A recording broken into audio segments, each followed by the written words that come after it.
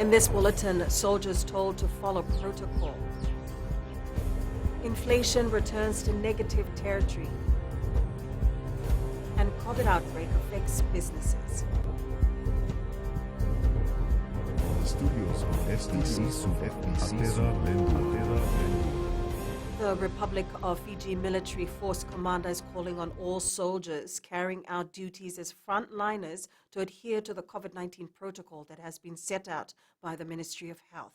RFMF Commander Bilameno Koto, in his address, says it's critical that soldiers in the front line follow the measures in place in order to safeguard everyone's well-being. Now, Poto reiterated the risk posed if soldiers do not abide by the restrictions, measures, and protocols in place. If we do not do our job, if we break the rules, if we break the COVID protocol, we are putting lives in danger. We'll see and review the way we do things to make sure that we do things better. But if we do our job well, follow the protocol, we will also keep our families safe. Headline inflation returned to negative territory and stood at negative 1.2% last month. The Reserve Bank, in its latest statement, says this is underlined by lower food, alcohol, and yangona prices. Governor Arif Ali says in the near term, inflationary pressures are expected to stem from increases in crude oil and global food prices, coupled with potential weather-related shocks. Ali says domestically, economic activity remains weak. Liquidity levels in the banking system as of Wednesday remain high at over $1.4 billion. Ali says over 50,000 people have received the first dose of the AstraZeneca vaccine, and 26,000 doses that just arrived in the country are positive developments. However, he adds the recent local transmission cases and the resulting containment measures add to the near-term economic uncertainty and will likely delay the resumption of tourist activity. The Suva Retailers Association is calling on its members who operate as essential businesses to be ethical during this difficult time. President Jiten Patel says retailers must play their part and sell good quality items at reasonable prices. He adds business was running smoothly before the current outbreak and many retailers were making gains. The Suva Retailers Association says the transition after the COVID restrictions will not be easy.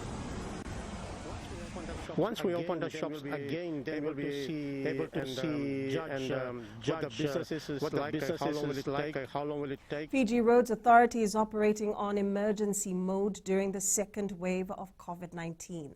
This is to ensure that they adhere to the Health Ministry's directives and help in containing the virus. Acting CEO Kamal Prasad says some projects have been completely put on hold.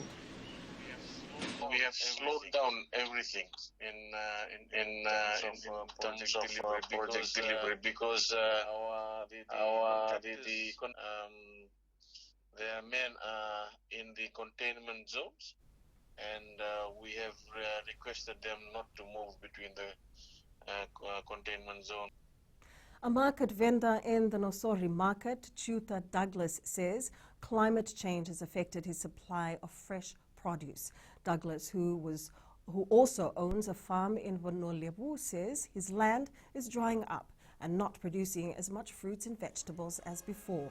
He adds this is the reason why majority of vendors nowadays have increased their prices. Now, even this COVID-19 and during this climate change, that price has been gone up, and people they are really facing a lot. There have been nearly 380,000 new cases of COVID-19 reported in India overnight, another record fueling fears. The crisis is only getting worse.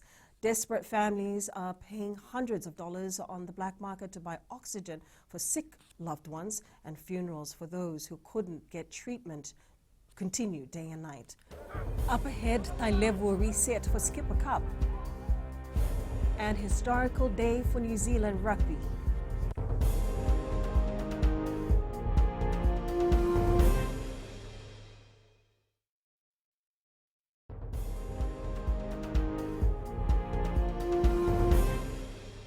Having a long break from the Skipper Provincial Cup season will be a time for the Thai level team to reflect on their mistakes.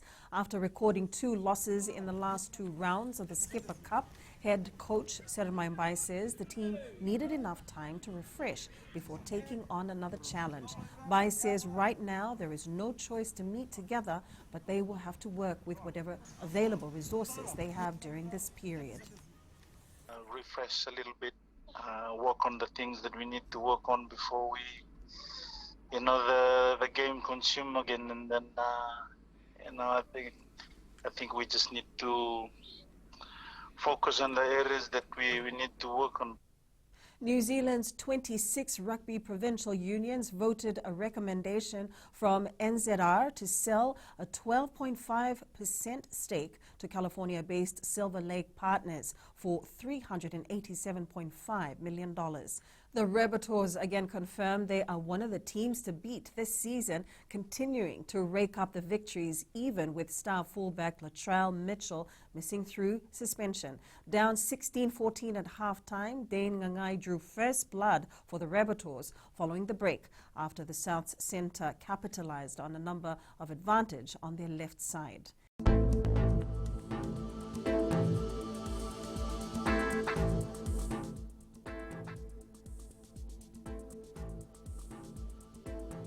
A trough of low pressure lies just to the east of Fiji and is gradually moving eastwards. Associated cloud and rain continues to affect the northern and eastern parts of the group.